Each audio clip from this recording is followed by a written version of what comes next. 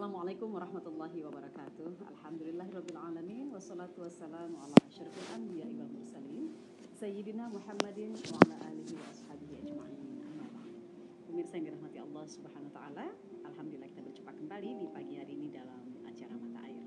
Tentu kita semuanya berharap selalu dalam lindungan Allah Subhanahu wa taala. Suasana pagi yang sangat indah, cerah dan insya Allah penuh berkah dari Allah ini kita harapkan juga dalam suasana kebeningan hati, kebeningan pikiran. Allah turunkan hidayah untuk kita melalui acara Mata Air. Ya, pemirsa yang dirahmati Allah Subhanahu wa taala, pada kesempatan kali ini kita akan lanjutkan kembali kajian kita, dialog kita tentang makna hijrah dalam kehidupan.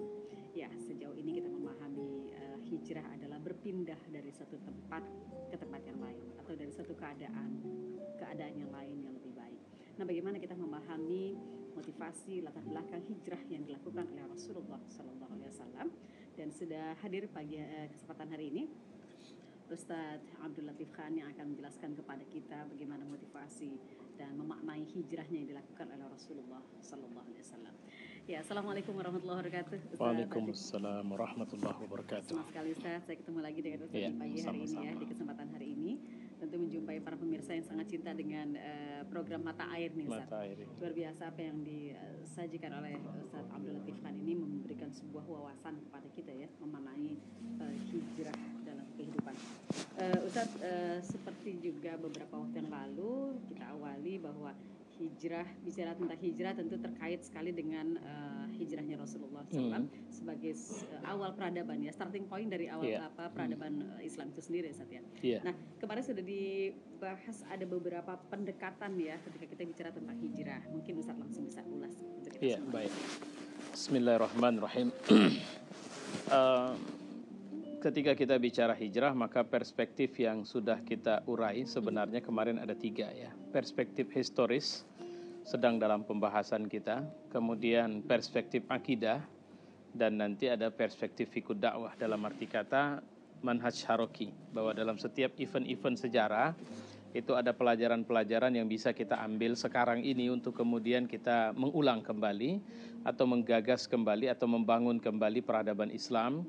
Yang kita sepakat bahwa walaupun pertumbuhan umat Islam secara kuantitas di kehidupan sekarang ini cukup pesat, khususnya di belahan negeri barat, tapi faktanya kita belum bisa mengambil peran-peran keduniaan yang positif, dalam arti kata kita belum leading di persoalan ekonomi, politik, dan sebagainya. Iya, karena Islam sendiri menjadi semacam common enemy, dan ini mirip ya, ketika pertama sekali Islam membangun peradaban, maka Islam juga bagi masyarakat Arab yang belum Islam dikhawatirkan sebagai kekuatan ancaman yang muncul yang bisa menghancurkan tentu saja peradaban yang mereka punya, sehingga sikap yang dibangun oleh orang-orang di luar Islam adalah sikap merasa terancam, dan tentu saja mereka melakukan upaya untuk kemudian bisa melenyapkan, bisa menghancurkan Islam yang baru tumbuh ini.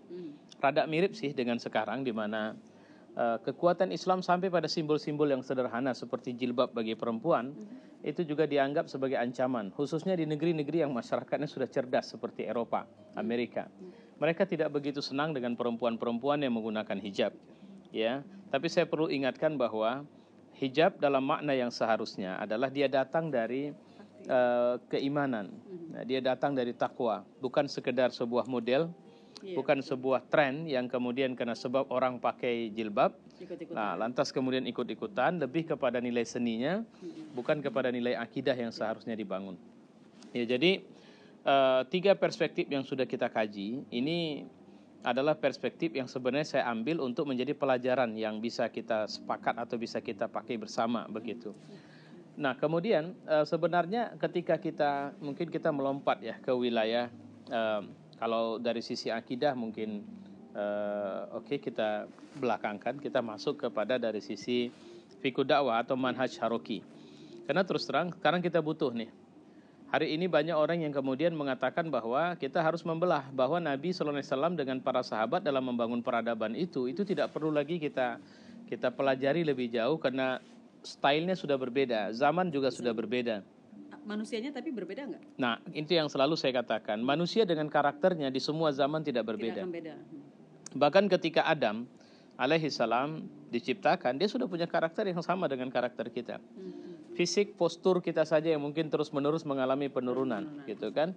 Tapi karakter, sifat, ruhiyah kita, jiwa, kecenderungan dan sebagainya itu tetap sama. Ya, kesenangan terhadap dunia, dunia berisikan kekayaan, dunia berisikan jabatan, kedudukan, popularitas, nilai penting dan sebagainya, itu kecenderungan manusia ke arah itu sama. Suka dengan perhiasan, suka menyimpan harta benda, suka semuanya, ya artinya sama. Nah, cuma yang memang ada orang mengatakan tidak sepenuhnya kita bisa mengambil apa yang dibuat oleh Nabi karena budaya, kemudian peranata, istilah saya, peranata sosialnya berbeda. Ya, sebenarnya ini pendapat yang salah. Ya, karena manusia itu dengan budaya dan peranata pendukung yang berbeda, dia tidak kehilangan keaslian bahwa dia manusia. Ya, titiknya hanya senang sedih, hanya tawa tangis, kira-kira begitu. Hanya pada posisi di mana dia sangat menginginkan atau dia sangat tidak menyukainya, begitu. Artinya karakter kemanusiaannya tidak berbeda. Nah, Islam ini adalah agama yang dia datang pada satu titik dia bicara kaidah-kaidah normatif tentang norma, tapi di sisi lain dia memberikan sisi-sisi di mana ijtihad atau apa istilahnya, kontribusi berpikir manusia di zaman itu boleh masuk. Ya, artinya silahkan kalian melakukan pengembangan di sini. Islam bicara cari rezeki yang halal, makanan yang halal. Silahkan, makanan yang halal itu apa? Normanya ini, gitu. Nah, sama dengan berpakaian. Islam mengatakan berpakaian itu jangan misalnya menunjukkan aurat. Nah, silakan modifikasi untuk tidak menunjukkan aurat itu silakan atur sendiri. Yang penting berasal dari pemahaman akidah, ya. Iya, begitu. Makanya kalau kemudian orang Arab dengan jubahnya, lantas kemudian kita mengatakan itulah pakaian Islam, bisa dari satu titik. Karena Rasul, para sahabat berpakaian seperti itu. Tapi memutlakan pakaian seorang muslim seperti itu baru masalah. Oh tidak, laki-laki muslim harus berpakaian jubah, itu salah.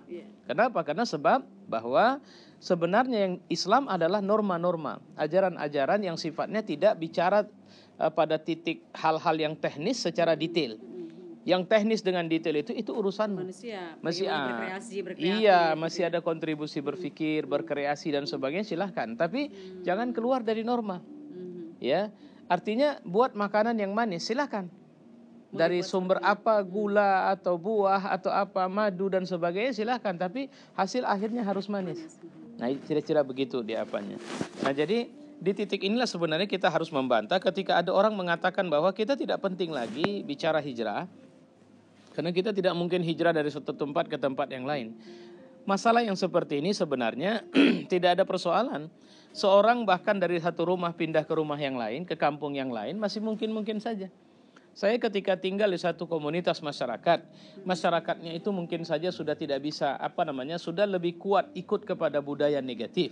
Dan ini bisa mengancam saya, mengancam keluarga saya, memberatkan saya. Dan kalau saya sudah membuat hitung-hitungan bahwa saya tidak mungkin berada di sini atau berdakwah di pusat persoalan ini, saya harus keluar dulu. Karena dalam dakwah saya juga harus menyelamatkan keluarga saya. Nah, ketika saya harus menyelamatkan keluarga saya, anak saya juga harus tumbuh besar di lingkungan itu, rasanya tidak mungkin, maka saya harus keluar. Dan keluar ini lari dari kenyataan, bukan lari dari persoalan, bukan ya? Bukan, kita tetap punya komitmen. Rasulullah juga lompatan dia pindah dari Mekah ke Madinah, dia akan ada satu gerakan atau satu mimpi bersama dengan para sahabat, itu futuhat, gerakan pembebasan, ya Fathu Mekah. Bahwa akhirnya setelah sekitar 10 tahun Nabi balik ke Mekah. Ngapain? Melakukan pembebasan Mekah, membersihkan Masjidil Haram dari berhala-berhala, begitu. Nah, cuma 10 tahun ini adalah 10 tahun yang tidak mudah. 10 tahun yang kemudian peradaban dibangun, moral masyarakat dibangun di Madinah. Kemudian Nabi juga mencoba membangun ekonomi masyarakat, budaya, bagaimana membangun peradaban sebuah bangsa, negara. Nabi melatih masyarakat, dalam hal ini para sahabat, untuk menjadi negarawan, berangkat ke negara-negara asing, mengirim surat-surat kepercayaan yang dikirimkan kepada raja-raja di sekitar Jazirah Arabia. Sehingga mereka ketika pergi tidak hanya sebagai seorang sahabat, tapi sebagai duta negara. Dan ini sebenarnya adalah pertumbuhan baru dari masyarakat baru yang dibangun dalam Islam. Bersamaan dengan itu, Nabi juga tetap punya agenda besar membebaskan Makkah, kota yang dia tinggalkan karena beratnya dakwah waktu itu. Dan berhasil. Jadi artinya, teori hijrah adalah teori sebenarnya ketika Anda tidak bisa melangkah terus, Anda boleh mundur 1-2 langkah. Teori hijrah sebenarnya adalah teori taktis. Untuk ngambil start lagi Untuk ya. kemudian, pokoknya yang penting kita punya target untuk menundukkan orang. Tapi ketika kita terus langsung, misalnya totally, kita akan hajar dia habis-habisan, dan itu tidak mungkin, kita harus mundur. Kita harus mencari taktik baru. Nah, hijrah, sebenarnya secara maknawiyah, ini yang akan kita bahas di episode-episode ini mendatang, bahwa secara maknawiyah, arti maknawiyah ini secara mentalitas, secara rohiyah, atau kemudian sisi-sisi normatif yang kita bisa dapatkan dari sini, dia kalau bahasa harfiahnya kan dia pindah dari satu nuktah ke nuktah yang lain, dari satu titik ke titik yang lain, dari satu tempat ke tempat yang lain. Tapi sekarang kita bicara hijrah ini adalah strategi besar untuk kemudian mengambil sumber daya yang selama ini tidak bisa bergerak, atau sumber daya yang selama ini mentok, untuk kemudian keluar dan melakukan langkah-langkah kuantum atau momentum-momentum yang diambil ke depan supaya bisa memiliki daya ledak dahsyat untuk kemudian memberi pengaruh besar bagi masyarakat. Nah, apa isinya? Nah, ini yang kita pelajari. Pertama, secara maknawiyah hijrah itu minal jahiliyah ilal Islam. Jahiliyahnya apa? Nah, sekarang kalau kita sebut istilah zaman jahiliyah. Nah, apa sih persepsi yang terbangun? Apa sih kerangka pesan yang kita tangkap dari kata jahiliyah? Sejauh ini kan kita memahaminya bodoh. Ya, zaman kebodohan. Zaman kebodohan. Begitu. Bodoh itu bodoh dalam artian IQ-nya, ya, spiritnya, atau apanya kita juga. Nah, begitu. Ini kita lihat gitu ya. Ketika bicara jahiliyah, kita tidak boleh menempatkan Nabi berada di Mekah saja.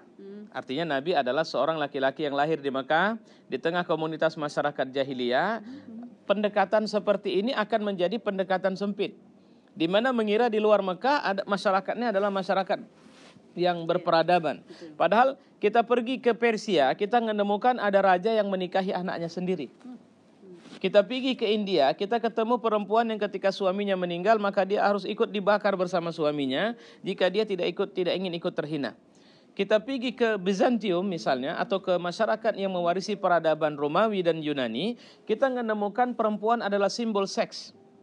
Sehingga perempuan yang laku adalah perempuan yang cantik. Kalau memang dia ingin laku, walau dia jelek, dia harus mempermak dirinya untuk kemudian tampil cantik. Dan untuk itu terkadang kecantikan tidak harus muncul dari wajah, tapi dari paha. Maka tunjukkan pahamu. Karena laki-laki kalau ngelihat perempuan di mana dia berani mengumbar auratnya, itu nggak fokus lagi ke wajahnya, tapi lebih fokus di mana aurat-aurat itu terbuka. Tapi jangan dikasih tahu rahasianya itu, Ustaz. Ntar iklan-iklan pada niru. Udah iklan-iklan sudah buat begitu sih, gitu kan. Iklan makanya mobil tapi yang diperlihatkan. Makanya begitu, sama seperti yang selalu pernah saya katakan dulu, ada SPG yang jual bonbon, celananya sampai hampir ke ponggol belakang. Sehingga teman saya bilang, apa kau mau jual bonbon atau jual diri gitu kan. Nah ternyata tidak sedikit yang ternyata memang jualnya dua-dua gitu.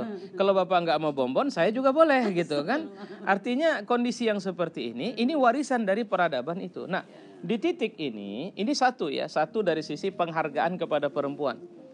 Nah di situasi ini Mekah terkena imbasnya. Imbasnya apa?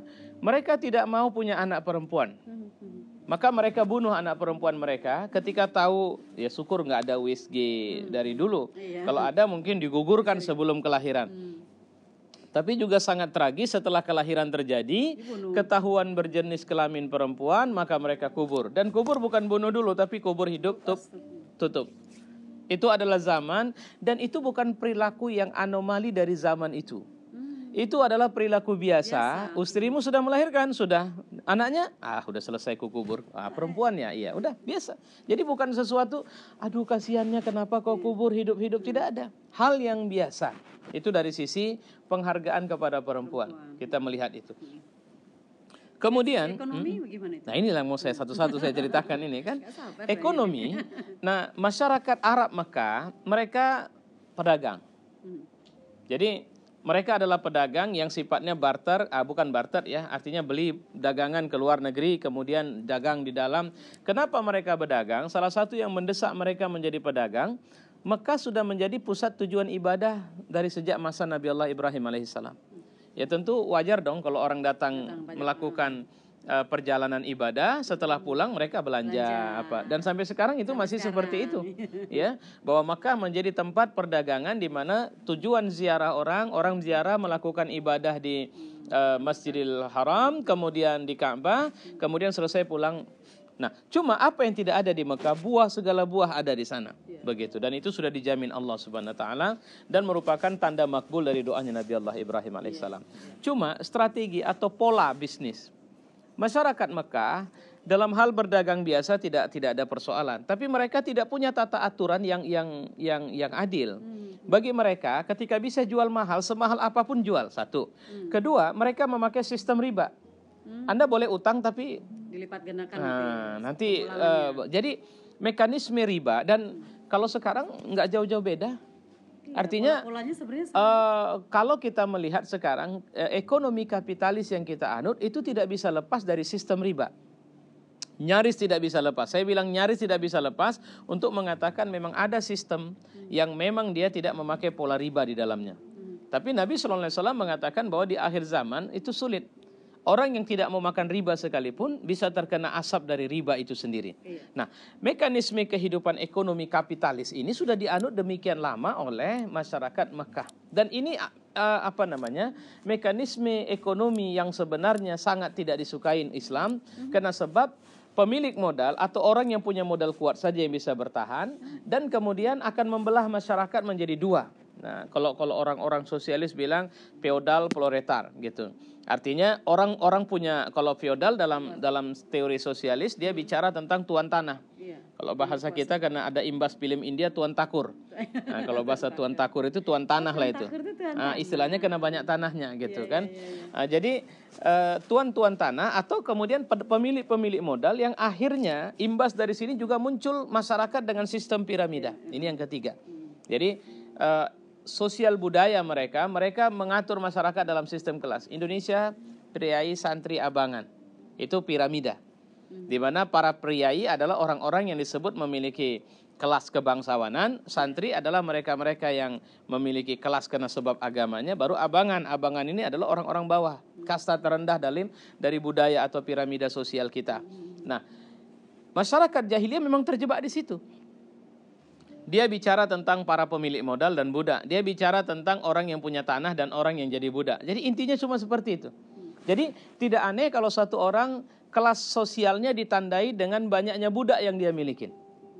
Dan ini kalau kita keluar sebenarnya, ini Makkah saya bilang tadi, kita pergi ke Persia, kita pergi ke India, kita pergi ke Bizantium, ini kelas atau Cina sekalipun, ini sama dia. Jadi budaya yang tersisa pada waktu Nabi lahir atau Nabi hidup adalah budaya yang sudah terjebak dalam sistem jahiliyah. Artinya tidak kosong budaya pada saat itu ya, tidak kosong peradaban ya. Di sini tugas Nabi yang luar biasa beratnya ya. Deskripsi yang paling cantik yang saya baca dari buku-buku tentang jahiliyah itu yang ditulis oleh Muhammad Qutub dengan buku judulnya Al-Jahiliyah Qarnul Ishrin, Jahiliyah abad 20. Di situ dia bagi semua, ekonomi, sosial, budaya, seni, politik, dan macam-macam yang lain. Yang apa yang membelahnya kemudian dari semua perbedaan itu, apa yang membelah sehingga sesuatu itu disebut jahiliyah? Pertama, mereka tidak peduli dengan kekuasaan atau dengan eksistensi Tuhan. Nah, budaya jahiliyah adalah budaya yang lahir dari konstruksi pemikiran yang tidak pernah peduli adanya Tuhan. Kalau tidak pernah peduli adanya Tuhan, maka mereka adalah orang-orang yang hidup dengan nilai-nilai yang selalu liar. Artinya kalau dia raja, dia tidak peduli bagaimana dan siapa, keadilan tidak penting sama dia, yang penting dia berada pada posisi kekuasaan terus-menerus. Sisi kemanusiaan yang saya tanyakan lagi, sisi kemanusiaan secara fitrah. Sebagai manusia dia punya rasa sedih, punya rasa kasih sayang, itu di mana pada saat itu? Semuanya sudah lari ya.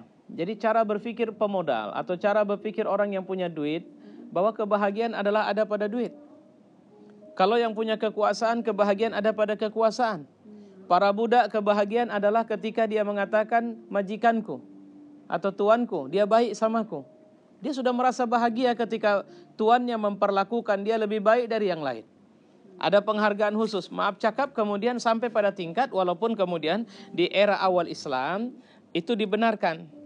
Misalnya pernikahan kepada siapa seorang mukmin harus menikah, kepada kepada perempuan merdeka atau kepada budak yang ada dalam kekuasaannya. Nah, budak yang ada dalam kekuasaannya itu adalah miliknya. Sehingga untuk menggaulinya itu tidak harus melalui akad pernikahan. Karena merasa miliknya. Ya, itu milik. Beda dengan orang merdeka. Nah, yang menarik adalah si budak ini sendiri merasa dihargai kalau dia diperlakukan seperti itu. Padahal dari titik kemanusiaan tentu saja itu juga tidak penghargaan. Iya. Karena dia sebenarnya didekati oleh majikannya hanya karena keinginan bergaul saja, tidak yang lain. Tidak dalam makna memperistri secara sempurna.